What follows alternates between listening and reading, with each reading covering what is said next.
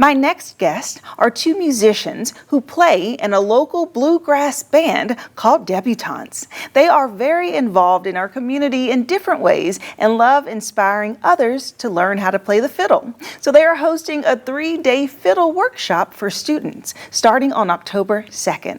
Welcome Ellen Coplin and Sean Hoffman. Hello. Hi. Good morning. Good morning. Thanks I for love having it. us. You came with your instruments and everything. We did. Yeah. Yes. Okay. So I know many people have heard of Debutants because you play all around, right? Mm-hmm. Okay. So it's an ensemble band, right? And so you Yeah. have different, would it be considered just orchestra instruments or just like string instruments rather? It's string instruments, yeah. So it's kind of like, if you know what the bluegrass instruments are, banjo, mandolin, guitar, bass kind of thing. But then we have this, like, we call it the three-headed dragon. So it's 2 fiddles and cello. And our friend Lauren plays, she's a teacher in town as well, and teaches at Miami Middle School and plays with the Philharmonic. And so we have a lot of fun just developing these fun, like, sort of orchestral string lines that kind of just support the music and go along with the things that the band is doing with the song. Yeah, and so I see you play the cello and you play the fiddle, Sean. And so tell me about just your music background, because I know you both are teachers. So what made you start playing music and what really inspires you? My family played music, and so I was sort of inspired to do that because that was the coolest thing going on in the house. And then my uncle found a cello and gave it to the family, and I was the one that fit it at the time of all my siblings, so I was the one that got to play it. And then I played a little bit when I was in middle school, and then I just quit because I didn't have friends that played. I didn't have anywhere to do that, so I quit until college. And I started playing again in college in the college orchestra, and then from there I took it into like all my other musical projects, like the bands I wanted to play in and all of that, but that key time where I could have been playing as a young person, I didn't have an outlet for the cello. So that's kind of one of the reasons why, thinking about this now, I feel so strongly about giving kids a social outlet to continue to play what they love or to explore something they've never tried before. Yeah. So that is so great. It makes me think back when I was in the 5th grade, my music teacher brought in all of these string instruments, and I remember the cello being so intimidating, but it was so cool. But that opportunity wasn't there. I mean, there wasn't an orchestra, at least at my school, but now my niece has an orchestra and she plays the violin, and she's so good, and she's like 17. So I love now that there are opportunities. But like you said, it sparks young, and you all are doing that right now in this community. So Sean, tell me about your background and how you got into music. Kind of a similar situation where there's music in the family, and my uncles played bluegrass. They kind of had like a family bluegrass band back in the 70s when they were, playing music and just getting started. And so as a young person, I just loved that, to be in the middle of the jam just with all these, instruments going. And it was just this really fun, kind of exciting music that I loved. And so, that has kind of been my inspiration. And that's great. So let's talk about the workshop. So it's going to be October 2nd, 3rd, and 4th. And where will it be located, and what can people expect from it? We're going to have it be like after school, so students can come after school for the Wednesday and Thursday and just have a couple opportunities to dig into some games, trying some new styles, maybe they haven't tried on their instruments yet.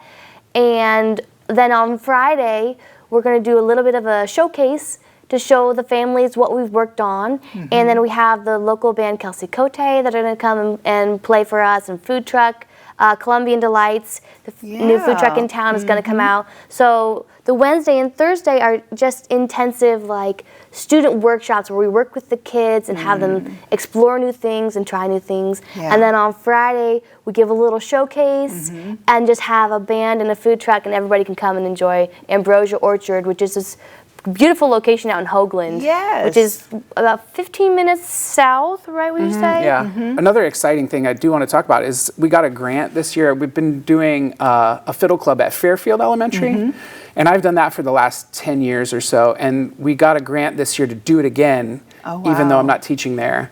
That is awesome. So that's pretty exciting. So we're kind of we started our age range about fourth and fifth graders. Yeah. Because that's what I've been working with for the last 10 years with the Fiddle Club there. That is awesome. Well, it sounds like a really fun event happening soon. And so I see these instruments here, so I have to ask if maybe you'll play me a little something. Sure, yeah. Yeah? We'd be happy Okay. to. Awesome. Well, we're going to start off with a piece that everyone should recognize, and it's just a fun cello, violin kind of arrangement, and then we're going to go into a fiddle tune from, I think this might be a Missouri fiddle tune, Okay. called Dry and Dusty at the end. Yeah.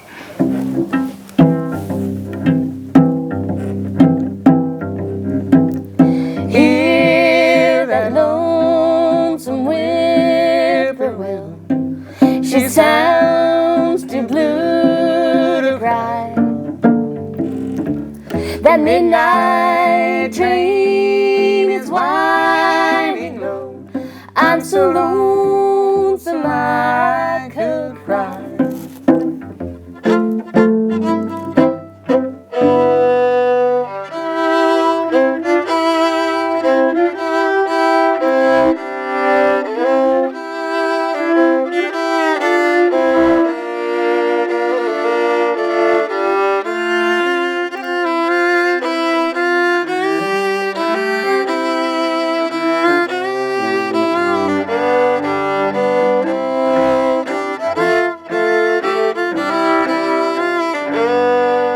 The silence of a falling star lights up a purple sky.